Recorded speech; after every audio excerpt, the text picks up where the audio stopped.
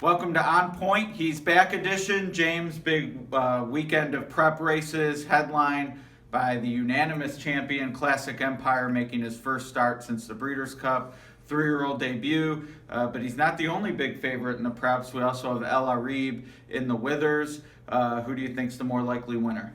Definitely Classic Empire. I mean, I think Classic Empire is the clear-cut favorite coming into this year. I think there's really, he and McCracken and Mastery are like sort of the top three, but he's the clear number one, whereas, 2 and 3, you could alternate, people alternate him around. And, for me, he still has to keep moving forward, but they're obviously not going to have him cranked up all the way, and, he doesn't need to be 100% probably to win this race. Yeah, and the Breeders' Cup was huge, and I think part of the mystique with him is many people felt like Not This Time, who finished second in the Juvenile, was second best or maybe even right there with Classic Empire with a little development, and he's gone. So psychologically, it's as if there's sort of that maybe a bigger gap than there really is because people think, oh, the second best horse isn't around. I actually like Practical Joke a lot. I forget if I have him second or third on my list, but he's right there. He finished third in the Juvenile. We'll see him a little later, but I definitely thought it was a strong race. And, the West Coast horses who were so deep,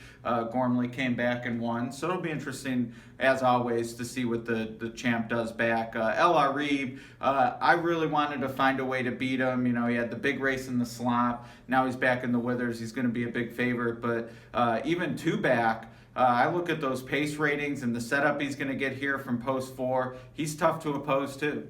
Oh, yeah, definitely. I mean, I think, with the Jerome, where he wins that race by 11 lengths on a wet track and off track, coming out of that race, I think a lot of people were trying to draw a comparison to Smarty Jones because in similar fashion, Smarty Jones coming off 2 big wins at a smaller track, same as Areeb, and then they come, and it was the Count Fleet back then was run on the same day as the Jerome, but still, what comparison he wants to avoid is El Kabir, and I'd mentioned this before, but like 2 years ago, he won the Jerome convincingly, got a big speed number, and then got beat at 1-2 odds in the Withers. So we'll see which way it goes. I do think that based on that race, based on his speed ratings, because he has another triple digit before that for a 7 furlong stake. Right. He's the fastest horse. He should get the trip. The only horse that really offered any upset potential to me was apart from the crowd.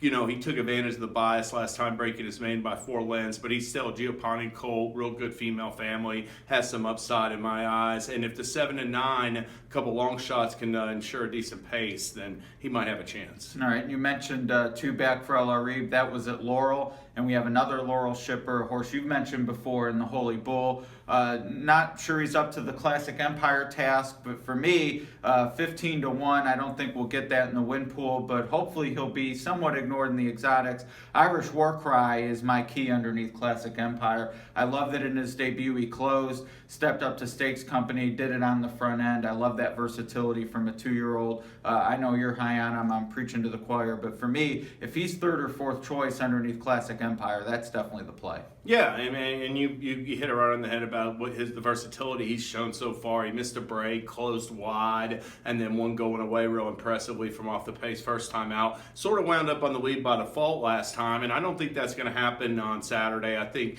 fact finding is going to show speed with John V, Pletcher horse, and unbeaten Pletcher horse, and he's the other contender. You look at it right after Classic Empire. To me, you have Gunavera, Fact Finding, and Irish War Cry. One of those horses has to be off the board, possibly 2, but probably just 1, and that's the horse that I'd have a negative view towards because I really want to see, as far as Irish War Cry, either him run 2nd or 3rd. I could live with that. All right, and we didn't touch much on the West Coast. Only 5 horses in the Lewis.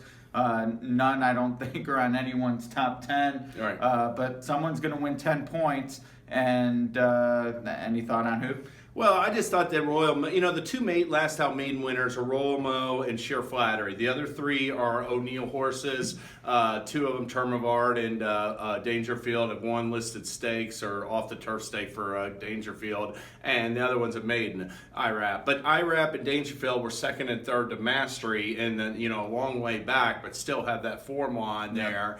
And but a lot of those horses, it comes down to whether or not IRAP puts pressure or is dueling head to head with Royal Mo, because I do think they're going to send Royal Mo from the rail. I had seen where I think you had said you might think Areeb had better early pace ratings, but you know, he hasn't been like a speed horse, and I just, it'll be interesting to see that, because that's going to be key to that race. Yeah, I agree. I'll play it, especially at 3-1, third choice in a 5-horse field. That Mario does get aggressive, and with the short field, maybe, you know, just ends up stealing it. I think he can be faster than Royal Mo, but I mean, it's a tough race to get too excited about. But as I said, someone's going to get 10 points out of it. They'll certainly be on the Derby trail after this, and we'll see what happens. But after several years of some very well-meant and highly regarded horses, the West Coast seems to be the one on the bottom rung of the regions right now.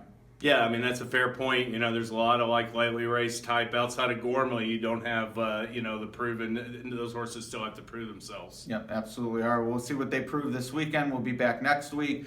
Sam F. Davis, the Weeben, maybe we'll touch on, and probably something else I'm forgetting. But enjoy the races and give us a Super Bowl pick. I'm taking the Falcons. All right, and I got the under in a lunch bet with James, so we'll see what happens. Enjoy the game, everyone. Enjoy the races. We'll talk to you next week.